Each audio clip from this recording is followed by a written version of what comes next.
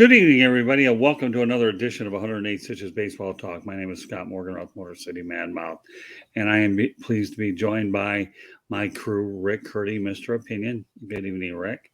Thank you, guys. And of course, Lou Landers. Welcome back, Lou, or L Square. Give us the old salute. Very good. And last but not least, Mr. Concrete Dump, Eric Katz. Welcome back, Eric. Thank you.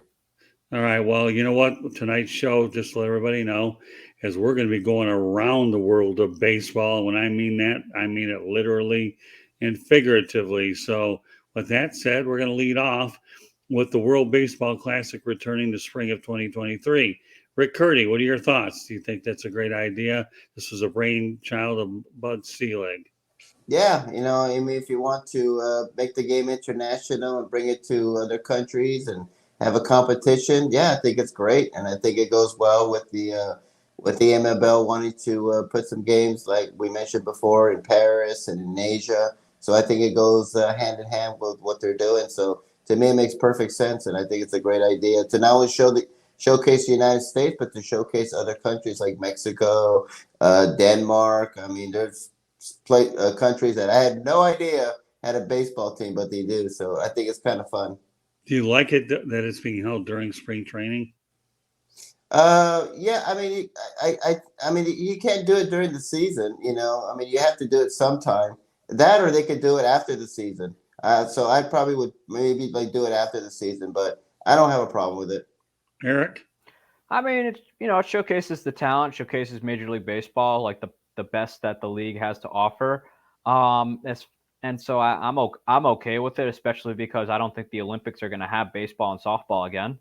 And so, I'm cool. I'm cool with it. They want to grow the game internationally. So, this is a perfect opportunity to do it. Basically have your own quote unquote baseball Olympics. All right, Lou.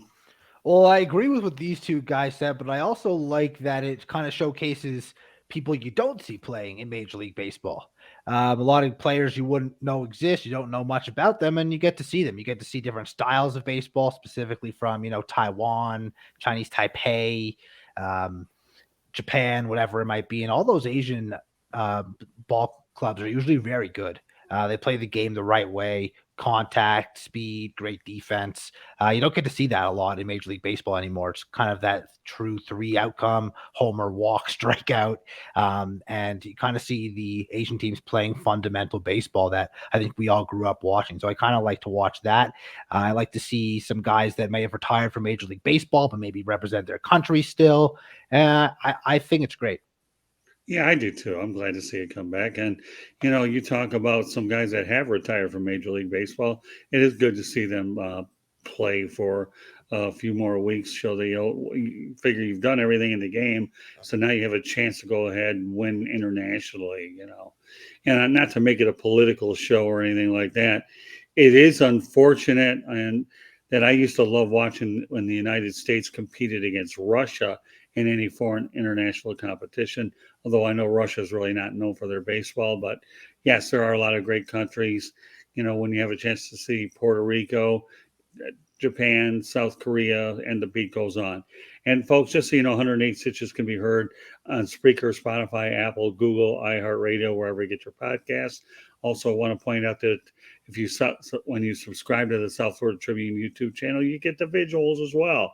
And you can also see it on our website, www.southfloridatribune.com. So, yeah, I think we can all say that the World Baseball Classic does baseball a lot of justice, and I'm glad that they're able to promote it internationally as well. Scott, I was raising my hand as to not interrupt because I know I do that sometimes. I still feel bad for interrupting Eric last week, but I'm glad he snapped back at me.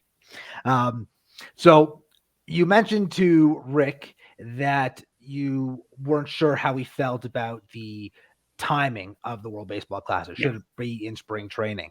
I don't really see a better time for it. I'm not sure that I love it, but I'm not sure where else you would do it other than maybe after the season, which might not be a bad idea if you consider that people are still in baseball mode. They get playoff baseball, and then they get some of the best players in the world right after it.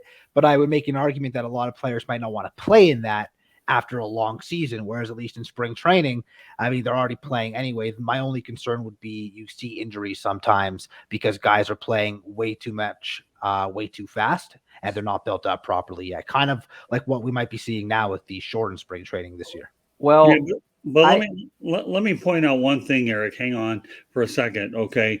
I've seen other sports actually have it during the middle of the year, and I don't know whether I'm totally for that, but I've seen that, like the Olympic break, for hockey and things like that. Do I agree with it? Middle, I'm not crazy about it, and then you're getting in the way of the All-Star game and those Injuries too, man. You're paying Yeah. guys way too much money to go play in the World Baseball Classic and get hurt and then miss the rest of the season or something. Right, but I was just looking at an alternative time. I'm not sold on doing it in the middle of the year, but I've seen other sports actually take a break during their seasons to do these all-star competitions. All right, Eric, go ahead. Well, I mean, I can't see baseball doing it. I think hockey can kind of get by with doing it because it's. I think out of the big four sports, it's probably number 3 or number 4. But because hockey can afford to do it, knowing that people aren't going to really be itching for it to come back or be in a real hurry for it to come back. But when exactly, as far as when exactly else are you going to do the World Baseball Classic besides spring training? I mean, we're complaining now that these guys don't throw enough, which is part of the reason why they get hurt because people, I think they've, especially pitchers where we're not seeing any complete games anymore where they're like, oh, we don't want to get them hurt just for them to get hurt anyway, which is basically doing the opposite thing. I think that it's perfect for it. I mean, it gives them playing experience. It gets them kind of in better shape for the season. As far as getting hurt for the year, I've never actually seen it happen during the World Baseball Classic. I've heard of injuries happening, but they're on the shelf for, a week or two at most, give or take. But yeah, in spring training especially, but mid-season it becomes a lot more serious, even if you miss 2 or 3 weeks potentially if you're on a contending team, right? well, yeah, that's during the season. I'm talking about during spring training. 100%. But there's two, but in terms of all that, I've never seen it happen. I mean, people get hurt in spring training all the time. Are we going to say we can't have spring training anymore? No, it's the same exact idea, except you're competing on a world stage, and it's just great. It's great for the sport. It gets the players in better shape just because they are going against players who have been in the league a while. They're not going against some young arm in spring training where you have no idea where the ball is going to go and might even break the bar window in Durham. You know what? I as a fantasy baseball guy, you guys know I'm big into fantasy baseball. I love the World Baseball Classic because I'm with Eric. Guys get going faster, and I love to target hitters in fantasy that are playing in the World Baseball Classic because that they're that much further ahead when the season begins than the guys that aren't playing in the World Baseball Classic. And again, I'm not sure I love it in spring training, but I think it's the best possible option. Yeah, and let me also add to that too, Lou, that you're right. I mean, spring training is an option. Of course, when hitters get off to slower starts, you're able to get up to speed a lot quicker under much better competition during the World Baseball Classic, whereas during spring training itself, the guys, get their work in, and I don't think the regimen as serious as it would be at any other time. So anybody else want to add to this before we move on to the next topic? I mean, we've seen it time and time again how, especially these past 2 seasons, 2020 especially and 2021, where we've seen that spring training in order to get up to the speed of things is necessary in order for the players to be in the best possible area to be successful. I think that, World Baseball Classic essentially puts a start to the season, gets all the kinks and everything that these guys have out of it. They're playing, 9-inning games. They're against seasoned professionals, and they'll see something similar to it when the season goes on. And I think it's just great. I think personally, you could argue it's better than spring training. Okay, that's fair enough. All right, let's go on to some big news over the weekend, and they didn't even occur in the United States. When I heard this, there was no doubt I was going to include this in this show. Roki Sasaki, a 20-year-old right-handed pitcher, was pursued by MLB teams before joining Nippon Professional Baseball's Chiba Lotte Marines threw a 19 strikeout perfect game on Sunday and a 6-0 win over the Oryx Buffaloes. It was the 16th perfect game in Japanese baseball history and the first since 1994. He only needed 105 pitches, and he ended up striking out an NPB mark of 13 consecutive strikeouts. The MLB record for a perfect game is 14, shared by Sandy Koufax and Matt Cain, and the MLB record is 10 consecutive strikeouts. Wow, this to me is absolutely unbelievable. It really, really is. So, what's your take, Lou? I mean, that's special. I don't care what level you're at. I don't care what league you're in. That's special. That's an incredible accomplishment. And the 105 pitches doesn't seem like a small amount, but it is a lot. More impressive when you consider that he had 19 strikeouts. I mean, strikeout pitchers rack up pitches, you know. Guys typically that strike out that many are at 100 pitches by the 6th inning. They're not going the full distance. They're not throwing a perfect game. So very impressive stuff. And I'd like to see more of him. And maybe he'll be in the World Baseball Classic. Yeah, that's unreal. I mean, 19K perfect game. I mean, doesn't matter the league. I don't care how you slice it. That's incredible. I mean, to go 105 pitches. I mean, yeah, which to be truthful, these guys will rack up anywhere between 110 to 120 pitches on average for some of these guys, especially the ones that, as you were talking about, that just strike out guys like no tomorrow, unless you're Dusty Baker sending guys out for 140 plus. But, that's just incredible. 19K perfect game. Don't care how you slice it. Yeah. That's amazing. I mean, that stat line is like a triple crown. The complete game, perfect game, 19 strikeouts. I'm impressed with 105 pitches. I mean, that must have been like a 2-hour game right there. So that's a phenomenal accomplishment. You can see why so many MLB teams were trying to snatch him up, and don't be surprised he goes to the MLB maybe in a couple of years or so. Every year, baseball has that one Japanese player. This year it was Suzuki, who went to the Cubs, which the Cubs are trying round 2 in the Japanese League roulette. So far so good for Suzuki, though. I think he had his second homer today. He did, and he's racking it up. He's clearly ready to go, but he's probably going to be the guy like that. He's probably going to be the guy that like what Tanaka was with the Yankees, and then what Matsuzaka was when the Red Sox and a bunch of other teams were going out after him, and same with Ki Agawa, which we'll forget about that one. Yusei Kikuchi's pitching tonight, I think. He was another highly coveted pitcher. So we're gonna start seeing. He's probably gonna be a guy that teams will fork over an arm and a leg for to get him to post and then come over to the United States. No question about it. Well, I got to tell you something, guys. Just reading what I wrote just reading this to me blows me away. So I don't know if I really need to go ahead and say a whole lot.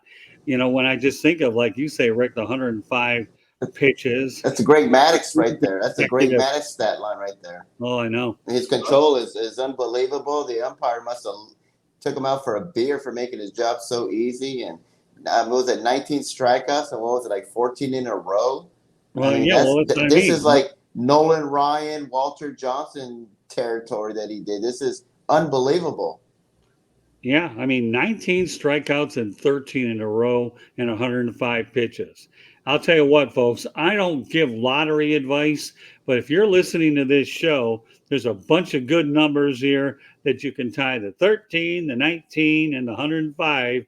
And if by chance you go ahead and win anything at the lottery, wherever you're at, and don't tell us about it, because then we'll all be biting our tongue anyway. So donate it to the show. There you go, and we'll cut it up 4 ways. But so let's go to the chat room. Mark Pricer says it's on his watch list, and the Reds dipped into the international pool finally. So I doubt it. The Reds won't. They're already shedding as much salary as possible. They won't. Yeah, they're dumping everything. The Reds are going. He's a Reds fan though, so I love Cincinnati. Oh, is he? Mark, gone are the days of ownership with the big red machine. And your owner right now, he is cheap. He's doing a rebuild. He's practically shed every big bat he ever had in that lineup from last year. He's going full rebuild. No, he's not known for spending high in free agency. I'm not expecting any changes over there in the Queen City. Well, let me point out something here that amazes me even more. That this is the 16th perfect game in Japanese baseball history, and the first since 1994. Good. I mean, that makes it. That's what makes it more impressive. The Japanese league is no joke. I've seen the games. We've seen the talent that's come from there. You know, I mean, they've had great legends. Like Sadaharu with 868 career home runs. It's a phenomenal league. I love the Japanese league, and for him to do that, it's phenomenal. I mean, I was just saying how contact friendly they can play. They can play. They put the bat on the ball. So it's tough to get a perfect game against guys who actually don't swing and miss every pitch. They're very disciplined hitters. They're very disciplined. They dominated the World Baseball Classic for a while, and they're just these guys are all about precision. They're all about quality ABs. They're not looking to just sock it over the wall each time, unlike Americans. But these guys are they're great pure hitters. They're scientists. If you want the game in its purity, the Japanese league is the way to go. Well, yeah, and I think the pitchers, I mean, Ohtani obviously throws gas, but I think even the pitchers, they're not throwers. They're pitchers. They really mix and match. They locate. They don't just go up there and say, oh, I can throw 98 and try and blow it by you. Well, the amazing part about all of this is this. When you think of Roki Sasaki, and then we're mentioning Sandy Koufax and Matt Cain, especially Sandy Koufax, that's pretty impressive to me. To mention anybody in the same breath as Sandy Koufax. But again, I can't believe when I think of these numbers, okay? The kid's 20 years old, has 19 strikeouts, a perfect game, 105 pitches, and 13 in a row. How much more impressive can you get than that? I don't know. That's the most impressive. I've never seen a stat that impressive. And I've seen complete games and 20 strikeout games. That to me is like one of the most dominant, most impressive stat lines I've ever heard. Which is why I brought it up on the broadcast here to make sure that we come up with some different stuff. Mark Pricer goes on and says that Japanese hitters have a lot of patience. With that said, now that we've addressed the international portion of the show by me, okay, the World Baseball Classic and the old Japanese baseball, I'm going to turn it over to Lou Landers. And Lou, fire away. All right. Well, one of the things I want to talk about here tonight, we already know pitchers don't go deep into games. It's become, pretty rare if they go more than 6 innings. But so far this year, we've seen a lot of guys being yanked in the 3rd, the 4th. We saw Darvish with a no-hitter yanked in the 6th. What do you guys think about them not going deep into games? And is it purely because of just the expedited spring training? Should they have maybe extended spring training to avoid this? Is it going to be too taxing on bullpens? I know they've expanded the roster to 28 versus 26 to add more pitchers, but at some point these bullpens are going to be worn out, and not in July, in April. Rick, your thoughts? I hate when they pull out pitchers so early. I know it's because of they want to save them from injuries and all this stuff. We see look at the Mets already, and so I don't like it, but I guess because of that, here goes this word again, analytics. We got to do it. So I hate it, especially when you pull someone out of a no-hitter. I mean, come on. I mean, I just want to see the guy pitch, and he gets hurt. That's life. I mean, I could bust my face falling down the stairs. I'm stuff going up the stairs. Things happen. I hate it, but it's understandable. Eric, over to you. I think part of it right now is just because of the way spring training was, and also just considering like how kind of rushed it was. I think they're doing that, but at the same time, you guys are. I'd rather overuse the guy than underuse the guy, because he's going to get hurt either way. The guy's doing a repetitive motion over and over and over again. I mean, eventually, I know we're not going to be Dusty Baker and pitch the guy till his arms fall off, but it's right now it's because of the shortened spring training that we're seeing pitchers just last maybe 4 innings. But there really is. It's really a no-win situation with pitchers, just because the same repetitive motion of going from the side of your hip to over your head and then forward again. It hurts your arm after a long while, and that's just the nature of it. Eventually, when you neglect something for so long, it's gonna hurt. And we saw it. It's not the first time we've seen pitchers get overused and under. Actually, it's the era of underused pitchers. At one point, it was overused pitchers. I know you could probably argue that's what happened with Dwight Gooden with the Mets prior to him running into that trouble, and also some underuse too because he couldn't keep clean off the field. No, that makes a lot of sense. And my concern would be that teams are already so reliant on their bullpens. When you have to start getting 6 and 7 innings out of your bullpen rather than even 4 and 5, which is a lot, it starts to take its toll. I mean, I watched that whole Yankees-Red Sox series over the weekend, an extra innings game, but It just seemed like even the best pitchers, the best outings, these guys at 70, 75 pitches were out of the game. And is it really going to hurt them if they go another 10 and try and go another inning? Or do you really have to bring these relievers in just start an inning and not with guys on base? I mean, whatever happened to the guys that come in and get out of jams? Everyone wants to just start with a clean inning and take all of this pressure off relievers. It's not supposed to be pressureless. It's supposed to be high pressure situation for these relievers. That's why they make the big bucks. So I'm kind of sick and tired of it. I understand not having a guy go 90, 95 right away necessarily, but having that 70 to 75 pitch max and sticking to it and not seeing, how the game's going, how the guy's pitching, has he dropped in velocity, has he lost location? If those things aren't happening, leave the guy in the game, let him pitch a little more. At this point, or Eric, at this point, we might as well go what they do in college baseball, which is it doesn't matter if you're a starter, it doesn't matter what you do. As a pitcher, you're out there pitching. You could be starting or you can be relieving. I've seen it done multiple times at the college level, particularly where I went to college. And it didn't matter, obviously. And then you had to manage your bullpen like that rather than establish the fact that guys are either a starter or a reliever as they do in Major League Baseball. Because at this point, it's kind of starting to become that where they're going to go to their bullpen early and, eventually the reliever's arms are going to fall off. Well, let me tell you, I'll take the sarcastic side of this whole thing.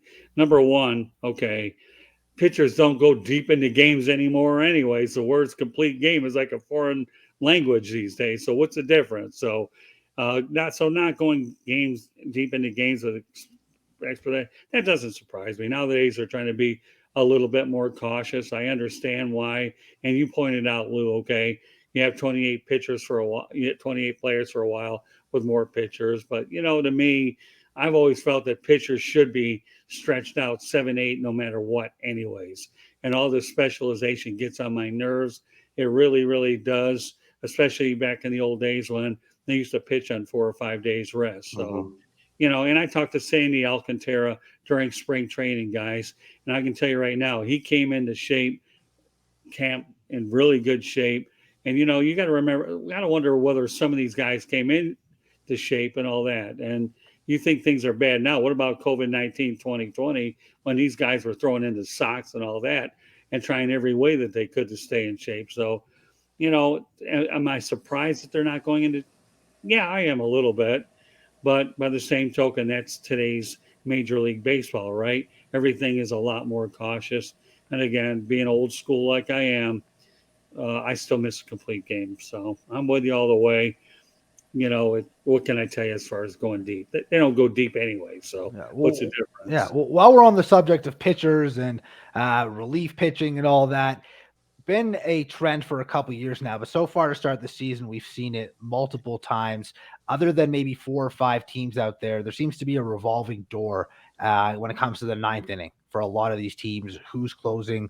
And I mean, I'm not set on these guys having rules per se, like this guy has to pitch the 9th inning, but don't you think that it makes sense to have a guy, maybe 2 guys who are designated for that 8th, 9th inning rather than mixing and matching so often? I know they're professionals. I know when they're called upon, they need to come in and pitch, but there's a completely different mentality of pitching in the 6th or the 7th or the 8th than coming in for a save. And I feel like it's unfair to pitchers to use them in the 9th on a Wednesday and then on a Friday call upon them in the 6th. And then on a Sunday, they're back in the 9th. There needs to be some sort of consistency. Starting pitchers know they're going every 4th or 5th day. Relief pitchers should have a better idea, in my opinion, of kind of where they're at. Why do you guys think this is happening? Scott, I'll start with you. Well, again, you know what? I'm going to go back to my old school ways. Okay. I don't care if guys pitch multiple innings a couple of days in a row. Once upon a time, you had the 2 or 3 innings save, but this is just 2022 baseball. It really is. So teams using it, to me, I don't care. I just think that the whole thing is all messed up. I understand there's a lot of money, Lou, involved. You follow me? That these guys have to do it a certain way. But again, I'm not drinking the Kool-Aid. And you know, your man Mark Pricer is on a roll. Okay, I love what this guy writes. I'll tell you, hey Mark, maybe one of these days we'll invite you on here and make it a 5-some. All right. He's asking me, is it injury or just a number of shows going through the line 3 times as hard? But now I like this guy even more. He's telling me, damn, Scott, did you stop watching football when players stopped playing both ways? Really? Hello, Mark. I remember it all too well. Don't sell me short. Okay. So just like to get everything out in the chat room, the good, the bad, and the ugly. But again, let's go back to what you were talking about, Lou, about teams using multiple relievers, close out games early. That doesn't surprise me. They're going to do it. You know, that again, when you have the extra amount of pitchers, you can afford to do that anyways, right? Lou, should I ask a question with a question? No, you're not wrong. It's one of those things where I understand if you have the one or the 2 guys. I get that. You know, mix and match. Maybe one's a lefty, one's a righty, depending on the matchups. Maybe there's a jam in the 8th, and you bring in the best guy to get out of that jam, rather than trying to wait till the end. But you're seeing 4, 5, 6 different guys potentially pick up saves in a bullpen every year. It wasn't like that even 5 years ago. I mean, what's happened, Rick? I'm going to use that word again, probably analytics. You know, everything's so different now. And I hate that word analytics, but they go back and say, well, maybe it's better if we do like this way. I miss the old days of the closers. I used to love watching Dennis Eckersley. You know, I used to love watching like Trevor Hoffman. I go back to Raleigh Fingers and go. I mean, that was great about a closer. You go the 9th inning. And then maybe you can go 8 innings, you know, like a Mario Rivera would sometimes do that. And that's what they need to do. But, you know, it's just, I guess, because of maybe they want to make them interchangeable and make them like, hey, I could put them in the 9th. I could make them like a hybrid pitcher and all this stuff. And then, of course, that darn analytics again. They got to, you know, this is a better opportunity. This is a better, you know, my percentage is doing it this way instead of that way. And it's all over. I don't get it. It's weird. You see that not just in baseball, you see that in the NFL too, with how they protect quarterbacks. It's just a different generation. And I'm from another generation, so it is what it is. I hate it. I want to see the closer. Well, let's not lose sight of the fact that you have the 3 batter minimum anyways, right? And now you have an era where you have openers, okay, instead of closers, and you can end up having you know, the ghost runner. So there's a lot of different things that come into play with how these analytics, as Rick would talk about, are judged. So there's really the bottom one I'm trying to tell you guys. There's no rhyme and reason to any of this stuff, really, is there? No, I guess it's what analytics say. Eric, I'd love to get your thoughts on all this. It's just like every era, the game changes. At one point, we weren't hitting home runs. At one point, you could lead the league in home runs by hitting just 6 or 7. Now we've gone to the long ball era where a home run is everything. Obviously, but it's just the game has changed. I mean, I'm okay with not having a set closer. I really am. It saves money at the end of the day. It saves some teams money at the end of the day where you can put them in another spot. The Rays are perfectionists at this, where they'll bring a guy based on matchup. I love it. I mean, I like having great closers. Which by the way, Curti, Mo above all people. That's all there is to it. Mariano Rivera above all people. Eckersley was in my era. He was phenomenal. I love Eckersley. I love, especially when he pulled out the gun. Boom, bang, bang, bang. Yeah, well, Mariano Rivera compared to as great as Dennis Eckersley was, Mariano Rivera is still a god compared to him. Well, I'll tell you, I'll throw a name that many of you guys, although maybe Rick and Lou would know, and Eric too. How about John Hiller, of the Detroit Tigers? I know Was a him. pretty good closer. And I'll Terrific tell you, closer. there's no way that Billy Martin could have managed in this era because he believed you're either going 9 and that's all there is to I it. remember when So, Dodger had Gagne. Gagne was fantastic. He yeah. was on roids, and then Yeah. Mark, Well, I'll tell you and, what. and I appreciate you bringing up the Nasty Boys, Mark. I mean, obviously, Dibble, Rob Dibble, yep, they Yeah. were Charleston. They were I the pro- Randy Myers. they had a hell of a bullpen back then, to the point where they just mowed Oakland back to California. Yeah, well, I mean, again, we can do another show on closers, but when I think of Willie Hernandez, who won a world championship with the Tigers in '84, okay, and then John Hiller, who was a Dominant huge, team. yeah, Dominant team.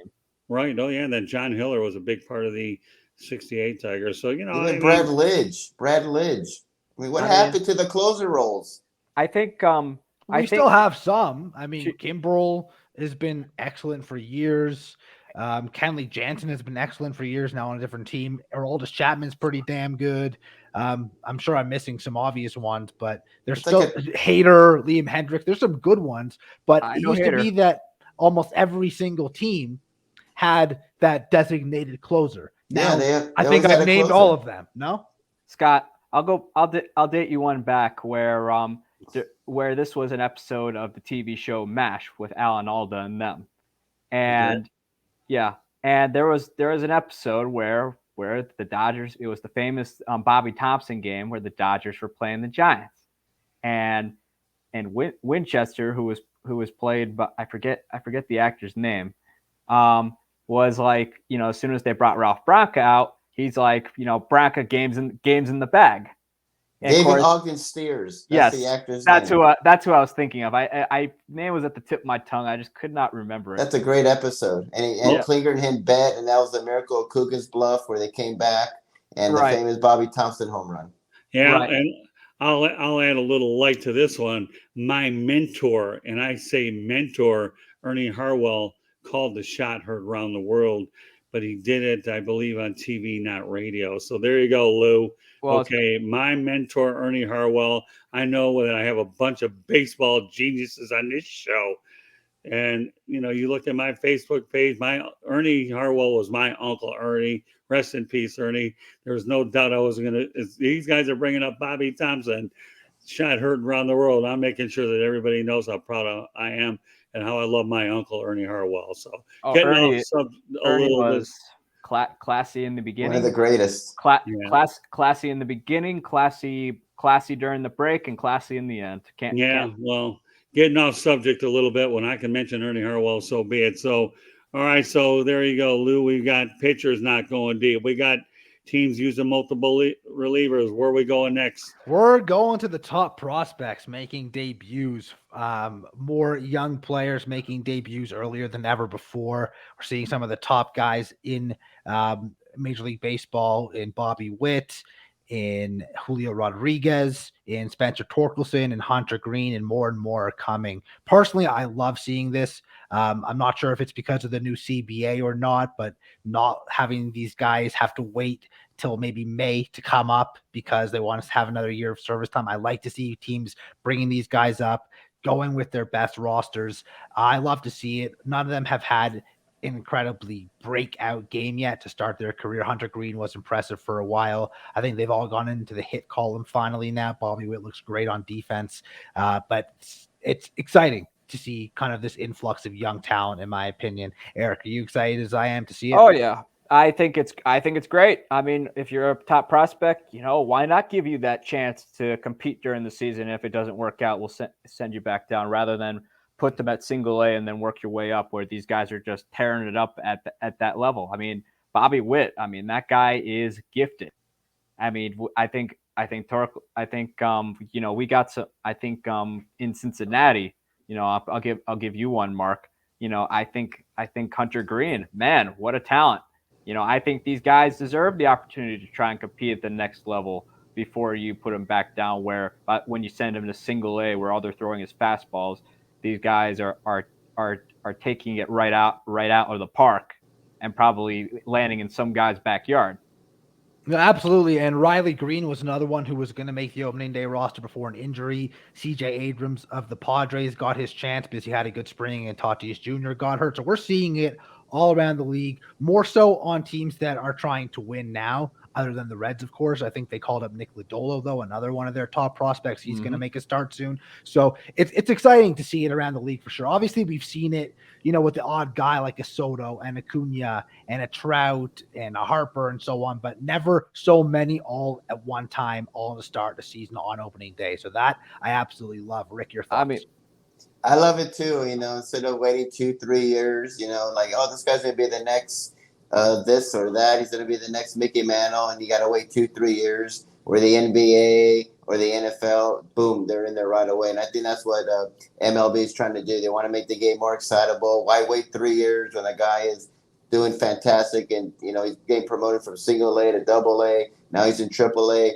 He's this big top prospect. We want to put butt to the seats. We want more people viewing in. This guy's great, so why not? And I just feel old because I remember Bobby Witt Sr. when he was pitching for the Rangers, and now I get to see his sons. So it makes me feel really old, but it's great to see the new generation of baseball players. So that's what makes it exciting. Hey, Curti, how'd you feel when Vlad Senior's son came up? We all remember Vlad. We all remember Vlad when he was with the Expos and the Angels. Did that make you feel any older? I feel really old. So same with Craig Biggio's son. So we're all the difference is that Craig Biggio's son isn't performing very well. Vlad Senior's son is doing a hell of a job. You got Bo Bichette and I feel old, but it's so nice to see the new generation. Like, hey, I remember his dad. It's just when I hear Bobby Witt Jr., I think of his father when he pitched for the Rangers. In regards to Craig's son, he wouldn't be the first. Just look at Yogi Berra's son Dale, who wasn't all that great either when he was in the bigs. Well, of course, it always doesn't. Sometimes the apple does fall far from the tree, as they say. The apple definitely fell far from the tree on a number of different levels with Dale. I'll throw a couple names out there too. I think you guys mentioned Bo Bichette, got Fernando Tatis Jr., and we all know about a lot of these other ones. The only thing I'll mention a couple things here. The Griffey's and the Bonds, of course. Right, exactly. That's Barry Bonds is a swear word, so I have nothing more to say about that. So, but Riley Green, I believe, is out for a couple of months. He had that foot injury, and Spencer Torkelson got his first hit today against the Boston Red Sox. So, and I think the only thing that I want to lose sight of in this whole thing here, Lou, is the fact that there is no service time manipulation anymore. And I call it the Chris Bryant rule is what I do. Yeah. And that's why this got negotiated into the CBA. So onwards we go to Aaron Judge, right, Lou? Yeah, but I also want to say I feel like if this was a year earlier, we would have seen Wander Franco a lot earlier than we did last year. The Rays waited a long time to bring him up. And I have to wonder if maybe the rules were in place last year. We see Franco in April. We definitely see Franco. We've seen what he can do. We saw what he did last year. We saw what he did last year with the Rays, and the kid is clearly a star. And so we definitely would have at least seen him. Whether he would have done well. Upon being called up, it remains to be. Who knows? Well, he struggled initially, right, Eric, and then eventually he just took off. No, he began hot. And then obviously, like all these hot shots, pitchers figure him out. Yeah. And then boom, he's clearly one of the best young talents in the game. I would have liked to see him go through some struggles in April and then explode from May till the end of the season, though, right? Right. It would have been a lot better. And let me remark about the Nasty Boys, Mark. This is completely off topic. It was Sparky Lyle and Goose Gossage who changed it all with the setup man. And as well as you could throw in Dick Tidrow in there. So the Nasty Boys may have been iconic, but it was Lyle and Gossage who perfected that. Yeah, well, let me point out something that you, being a hockey guy, Lou, okay, we're talking about organizations that don't have deep pockets. Once upon a time, the Pittsburgh Penguins held back Marc-Andre Fleury as long as they could when they didn't have the money, and then they finally ultimately brought him up.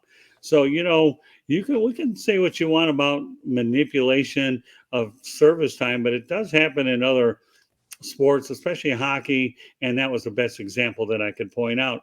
Being a hockey guy as you are, Lou. Yeah, Okay. but to my knowledge, the NHL doesn't have arbitration the way that Major League Baseball does. They sign their contract and then they become free agents. They don't have like a 6-year window. I think it's a 3 or 4-year window before they become a restricted free agent rather than unrestricted free agent. And there's offer sheets and all sorts of things. Baseball has that system in place where you have the first 3 years kind of on a rookie deal, and then you go into arbitration. All they're doing when they were manipulating the service time is delaying that first arbitration. And back to the relievers, I think Eric kind of hit on it.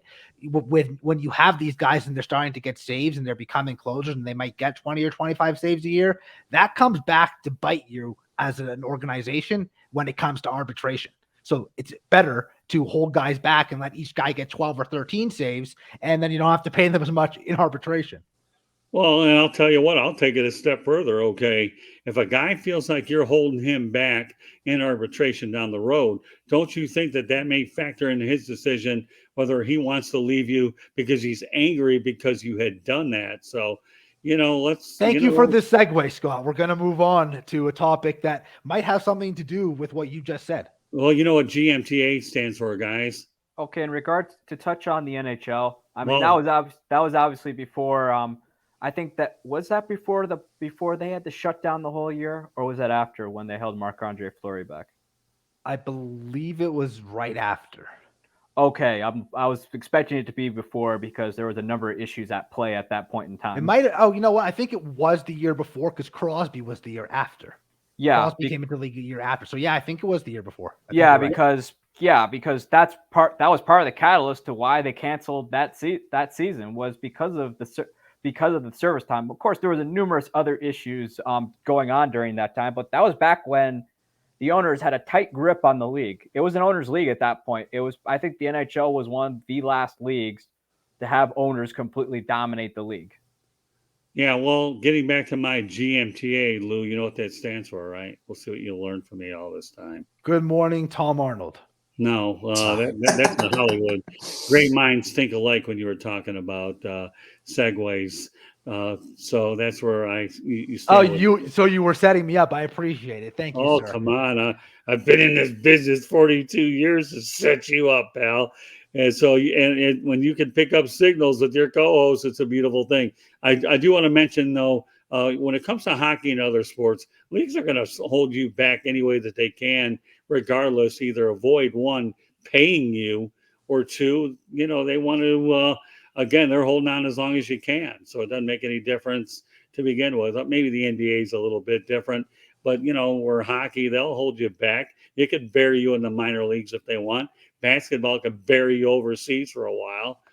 And football, they don't bury you anywhere. So pull you on the practice squad, but at least you can get picked off a practice squad. Well, that's true too. Yeah. So, all right, go ahead. So, Aaron Judge, big topic in the news over the last week or so. We gave the Yankees a deadline before opening day. Was he going to have a contract extension? He's a free agent at the end of the year, for those who don't know. The subject kind of twofold. First, I want to get everyone's thoughts on Judge rejecting the deal. We'll get to that, but also just long-term deals in Major League Baseball in general. I'm going to give my thoughts. Eric, being a Yankee fan, he's going to get to talk first after me, of course. I'd love to hear his thoughts. Hopefully he agrees with me. I think Judge is crazy for turning down. Best for last. Judge turning down 7 years, $30 million a year. He's only played one full season really in his entire career. I am sure he's a hell of a player. Seems to be a good leader, but the Yankees haven't won a World Series with him. They haven't gone to a World Series with him. And I think him wanting more money, when he says in one breath, I want to be a Yankee for life, I'm a team guy, and then to turn down a very nice deal. It wasn't like they offered him 5 years, $22 million a year, $30 million plus a year, 7 years. It's pretty nice. I'm not sure he's going to get that anywhere else, but maybe the Mets or the Giants or the Dodgers or something. But he's also 30 years old in 2 weeks. It's not like he's 27 or 28. You're talking about a guy he's asking for 8 or 9 years and upwards of $37.5 million a year. Anyone would be crazy to give a guy who's that big, who has had injury issues, whose body's going to break down, a deal till he's 38 or 39, because when have these deals ever worked out. 10-year deals, 8 to 10-year deals, unless you are in your mid-20s, do not work out. Maybe for the first 5 years, maybe 6. But by the time you get to the tail end of that contract, you are throwing money away. Eric, over to you. I mean, Aaron Judge has only played 1 full year, which he's a great player. I love the guy. I mean, he's practically the face of the franchise at this point. But you are Aaron. Your injury. Number one. I mean this as honest as possible because I love the guy. I really do. You've proven to be, you've been injury prone, and and it happens. I get it, but you're very injury prone. You turn down a $30 million a year, which is pretty good. You're not going to get 10 years. I would advise nobody to sign anybody for 10 years because they never work. I can only think of one contract where it truly did work, and that was Derek Jeter. And how old was Jeter when he signed that deal? Probably early 20s. Am I correct? Mid-20s, maybe. Like, that's why I didn't mind the Tatis deal at 22, Harper, Machado, those deals. Those guys were still young. They weren't 30 years old. But you're expecting the guy to finish the deal when he's 40. It's not going to happen. Your body breaks down and stuff like that. Especially when you're 6'7" and like 400 pounds. I mean, he's not actually, but he's not built longevity. Aaron, my message is, Aaron, you literally are about to enter into a high stakes poker game where you're dumping everything on the table, every single hand. I mean, it could very well work out, and I hope like hell it works out. I hope he's MVP. Sure. Yeah, you had your turn, Lou. Yep, and I love the guy as a player, but Aaron, you're literally entering into a high stakes poker game. What's going to happen is you are literally going to drain your value if you get hurt. So you have to do everything in your power to stay healthy and produce. Otherwise, if you get hurt, your value is going to go down the drain. I'm not giving a guy who gets injured like that many years. 7 years makes me queasy, let alone 9 or 10. I'd say 5 was probably the most reasonable because these guys, Aaron Judge has proven that he gets hurt. Okay. Let me ask you this, Eric. 7 years, $30 million a year. Wouldn't you rather 5 years, maybe 40, 42 million a year? I'd rather pay him more per year and then take on a risk of a 7-year deal. I'd rather pay him more per year at that point in time because if it doesn't work, okay, I'm not on the hook for you. I'm not going to be on the hook forever. But yeah, I'd rather pay him more for a year, knowing that A, he gets injury prone, 2, he's an all-star MVP caliber player, and 3, I don't have to, in case it happens where he isn't the same, at worst, I'm only on the hook for 2 years. Where it might be some tough sledding for a couple of years. It might be a couple years where I'm not as active as I want to be on the market, but it's 2 years, 2 seasons and done. But it's 2 seasons, and it's not like I'm going to be on the hook where I can't move the guy like the Tigers are dealing with a shell of his former self, Miguel Cabrera. I'd rather not be in that position where I'm trying to get young guys up, but I cannot move him because of the contract. Nobody in their right mind will take on that deal and eat that. Yeah, and to put into perspective, Judge's best season of his career was 5 years ago already. Like he's still a great player, but he's progressively gone worse if you want to look at it that way. His best season was as a rookie in 2017. Well, if he can put up those numbers again, I'll give him 37, 38 million a year. But do it. That's a hell of an act to follow, though. You have to say that. I mean, hitting 50+ bombs as a rookie. I mean, that's a hell of an act to follow. I mean, but I'm good with the numbers he's putting up now. I'm not expecting the guy to even wander into hitting 61 home runs. But yeah, do what he's doing. Great, but you're not getting 40 million for that. If he can go 39 and 100+ RBI, terrific. But we're not going to pay you the moon. We're not going to pay you A-Rod money. Because A-Rod was producing, steroids or not, the guy was producing MVPs. The guy was producing MVPs and hitting 40+ home runs a clip, and playing every single day. Yes, there was no such thing as you need a break. Yeah, and the biggest thing with Judge also is, again, that huge body, that huge frame. The Yankees don't have a DH spot for him. They have all that money tied up in Stanton too for years and years. They can't just DH Judge after 4 or 5 years and be like, oh, we'll keep him healthy that way. Eric, don't forget about Garrett. Don't forget about Garrett Cole. Yes, that's another huge thing. And Eric, Chapman. I'm sure we'll come back to you, but Eric, Rick, and Scott have been very patient listening to us go back and forth as if they're not even here. So let's give them a little bit of time, I think. Rick, your thoughts?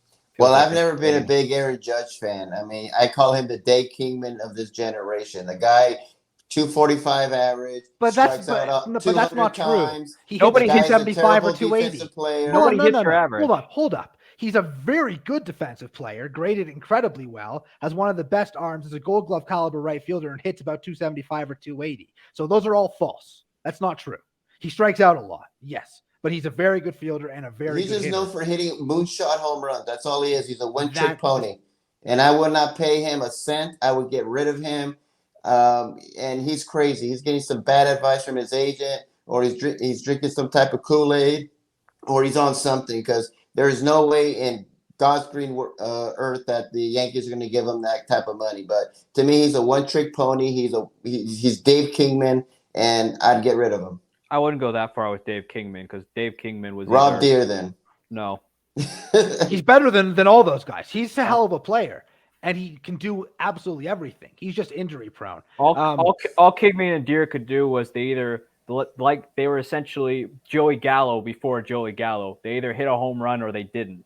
Gallo hit under 200 last year. If you look throughout Judge's career, he's always hit for average, and he's got a great on base percentage, great plate discipline, drives the ball to all parts of the field, and is a great defender. He just can't stay on the field consistently. That's the biggest knock. Batting average is an extinct statistic in modern baseball today. Oh, I know. You hit 315 and you're Ty Cobb. It's a joke. Gone are the days where you have guys like Carl Yastrzemski, Ichiro Suzuki, and also Tony Gwynn and Wade Boggs. Yes, and Ted Williams. Gone are those days. Nobody hits for average. They don't even display batting average. They don't do stolen bases. There's no art to the game. It's all hitting home runs. And Judge, to me, is like the poster boy of this new generation of hitting. Hey, he hit a 500-foot home run. I wouldn't go wonderful. They lost 8-1. Who cares? Move on. I would put Stanton in that category of poster boy. They're the same. But even Stanton doesn't bat 210 or 220. All right, let me add a little light. Let me add a little light to this, okay? I haven't been this quiet in a long time. It would be a trivia question if I can ever tell anybody how long I've been quiet for, but I've enjoyed the dialogue back and forth, so it's pretty good stuff. So here's the deal, okay, guys? Okay, we know the Miguel Cabrera contract didn't turn out real well. I would wonder whether the Christian Yelich contract for the Brewers, we wonder how that's going to work out. And we know about the Albert Pujols contract didn't work out. But here's the deal, guys, okay? What everybody is missing here.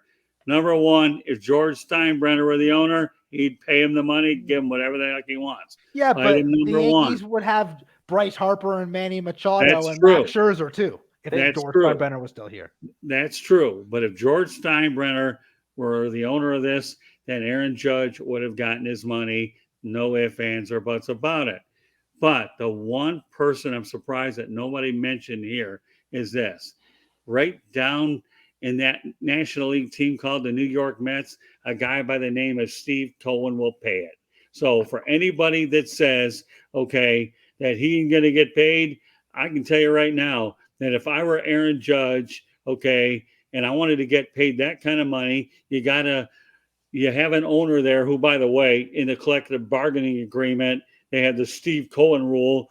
If you pay so much money, he's going to get his money over at Queens. I don't care what any of you guys say, okay? Yeah, no, the Mets will pay him. And the Giants have wanted him for a long time too. The Giants might dish out that money too. They need another star. If had he not gone to the Yankees, the Giants had him at the top of the board in the draft, and also they tried to trade for him too already. Yep, right. And also Fred Wilpon would pay him too. He just take a look at some of the deals he's gone. Well, I'm not going there. No, we don't have that. Eric, no, we don't have time to go there. Mm-hmm. I really don't want to go down Fred Wilpon territory.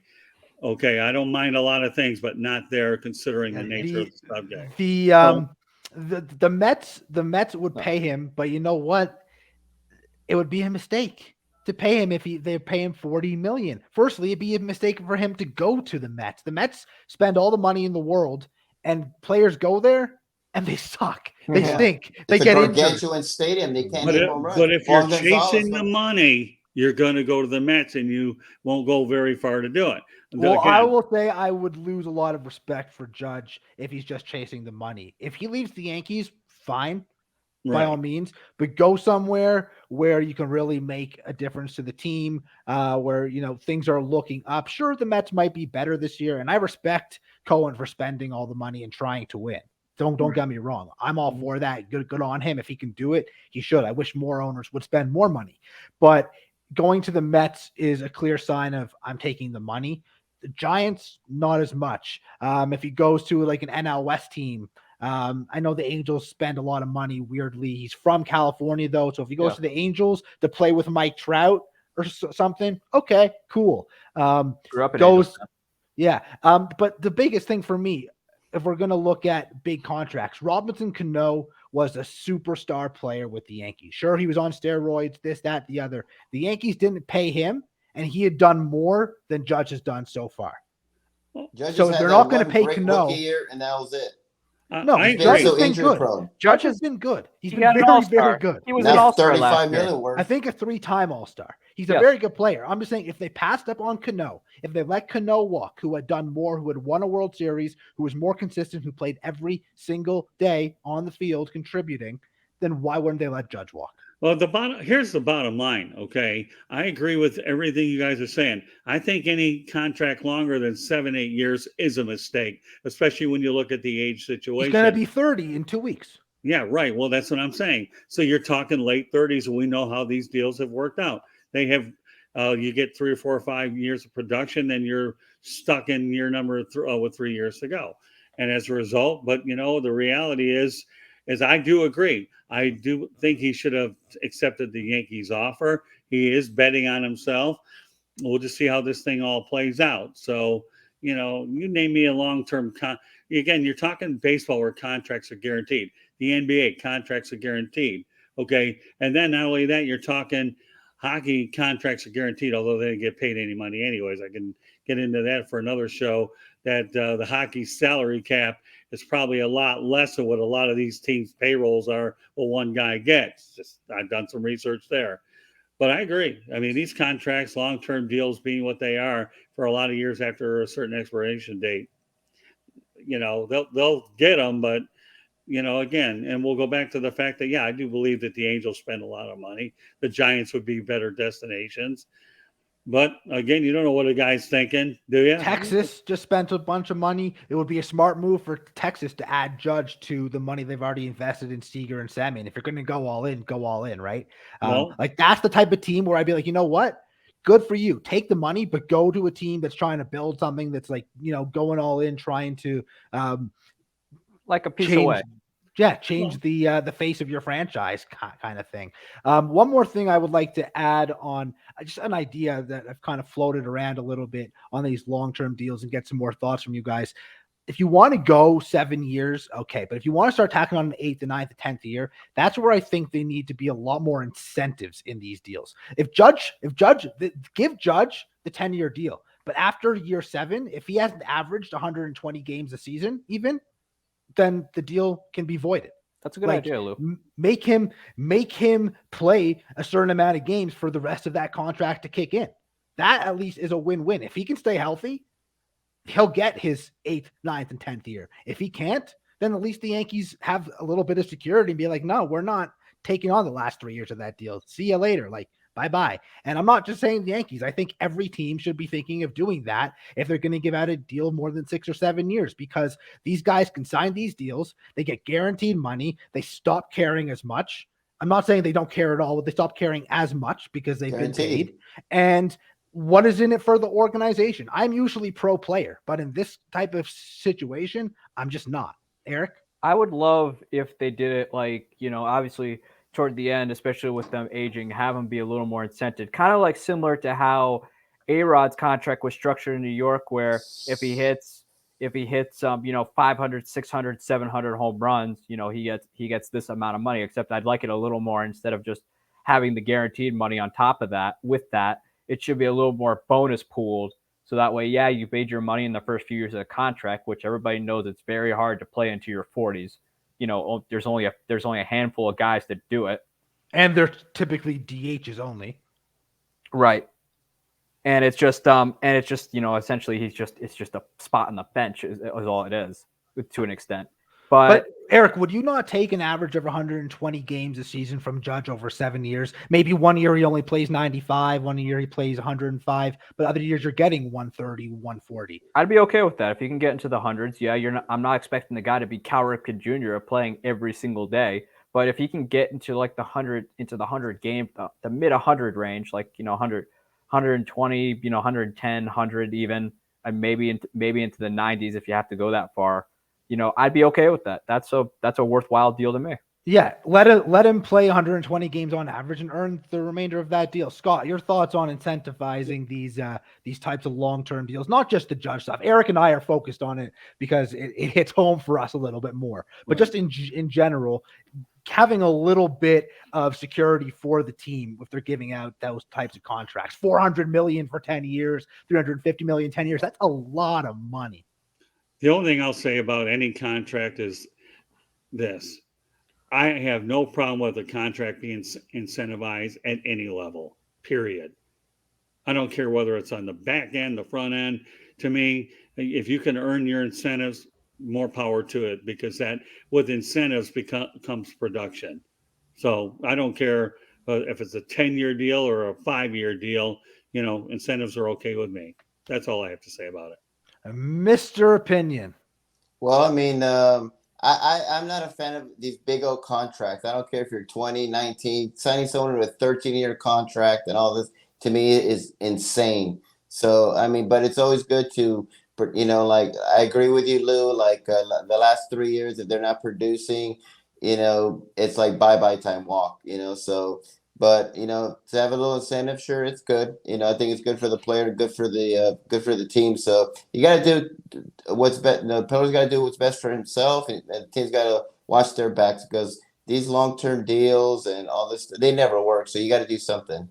And the one thing I will say to defend a little bit, the 13-year deal for Tatis, I think maybe Harper got 11 or 12, 13 years, something like that. Well, they aren't making that 40 million range that a lot of the guys are starting to see and will continue to see. So that could actually end up looking like a really good contract in 6 or 7 years, when they would have had to re-sign these guys again and maybe pay them 45 or 50 or 55 as more money starts coming out. So those I don't mind as much, because they got them at a relatively good annual salary. When when A-Rod signed his deal, it was crazy. That much money, 25 million a year, 30 million a year. Now Trout's at 40. In 10 years, we might see 45. 50, we're going to see $100 million contract.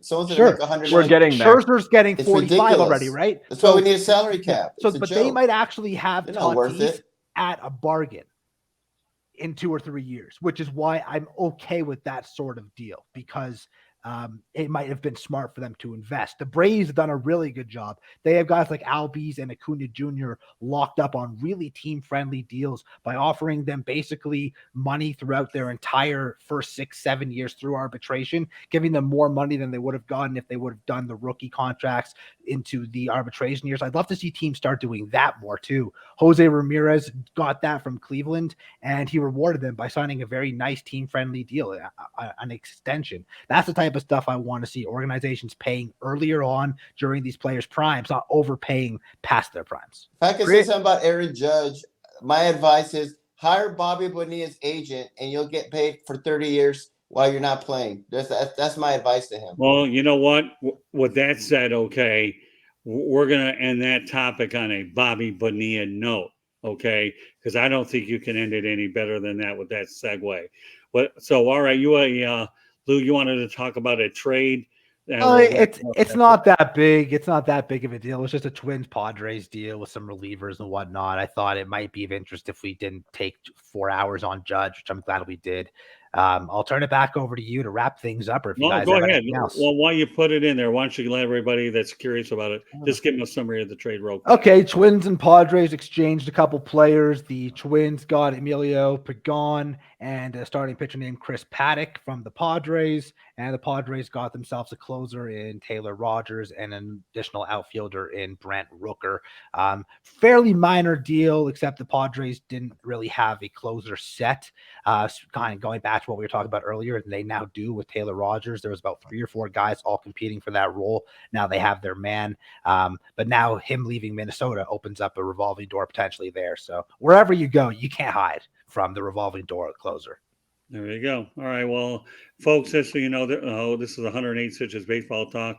My name is Scott Morganroth, Motor City Manmouth, and my guys are in true form tonight. I'm telling you, some of these subjects that you came up with, Lou, were loaded.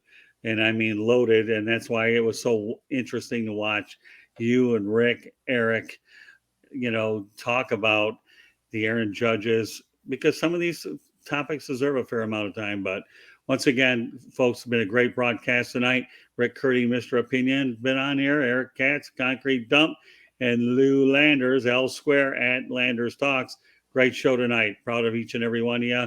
And with that said, okay, in case you didn't hear us earlier, the show can be heard on Spreaker, Spotify, Apple, Google, iHeartRadio. You can see it on YouTube channel and also on www.southfloridatribune.com. I'll give my contact information, turn it over to you guys.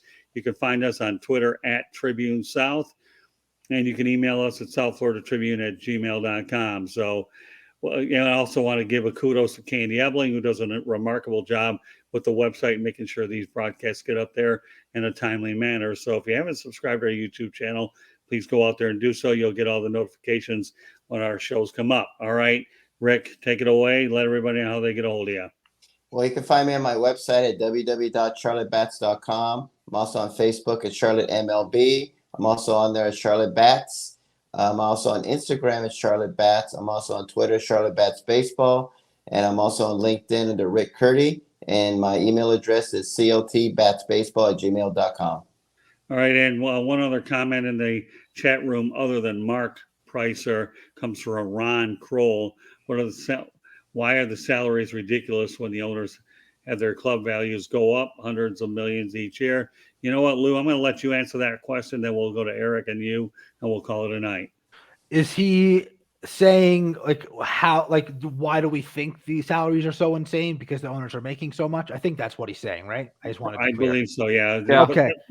Judging by the questions of why are the salaries ridiculous when the owners have their club values go up hundreds of millions? The salaries aren't ridiculous if the players actually play out their contracts. Again, I'm all for giving a guy $35 million a year for 10 years at the age of 23, 25, 27, not at 30, because they're not earning that contract. You're not supposed to be paying guys for what they've done for you.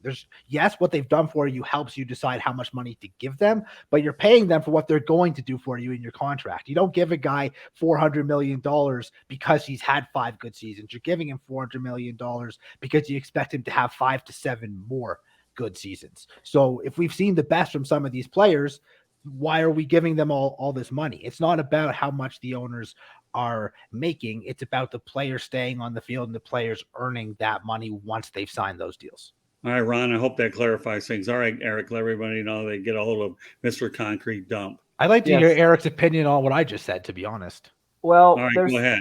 Okay, there's obviously hopefully everybody knows the movie Moneyball.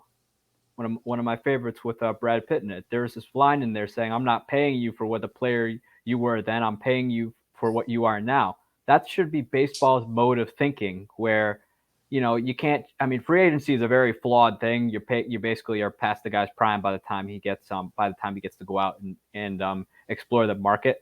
But as far as that goes, I just think that baseball's thinking, just with paying a player for what you think he's going to do, is just flawed. I mean, the system's clearly broken and needs to be fixed. Well, Ron Kroll also added, even though we love the sports, it really is all about the money, which is true. All right. With that said, Lou, let everybody know how they can get a hold of you. Let Eric go. Yep. All right, Eric, go ahead. You can follow me on Twitter at Sports Team News, or you and I also write for BellyUpSports.com, covering Wisconsin Badgers football. All right, L Square. All right, Lou Landers at Landers Talks on Twitter, Sirius XM Fantasy Sports, 9:30 a.m. Sundays, drroto.com. I'm the content director for baseball content there, so come check that out. I got 3 different podcasts throughout the week, including this one, Sports Byline USA, Armed Forces Network, tons of stuff, mostly baseball, a little bit of NFL here and there, daily fantasy, seasonal fantasy, you name it, I do it. All right, Ron Kroll, I want to also thank you for tuning in, and we appreciate the kind words that you and the participation of everybody else. You know what? When we have these interactive shows like we have, these are so much fun. I love the camaraderie amongst you guys, which is why I think the world of you 3. And, and again, for me, it's just fun listening to it and being quiet because, to me, that's what this is all about. This is an interactive broadcast with 4 people that know the game as well as we do. So, meanwhile, with that said, on behalf of Rick Curti, Mr. Opinion, and Eric Katz, Concrete Dump, and Lou Landers at Landers Talks, this is Scott Morgan, Roth Motor City Madmouth. Thank you for joining us on this edition of 108 Stitches Baseball Talk, and we will look forward to another edition next week. Take care, everybody, and enjoy the Diamond doings. Good night, everybody. Good night. All right.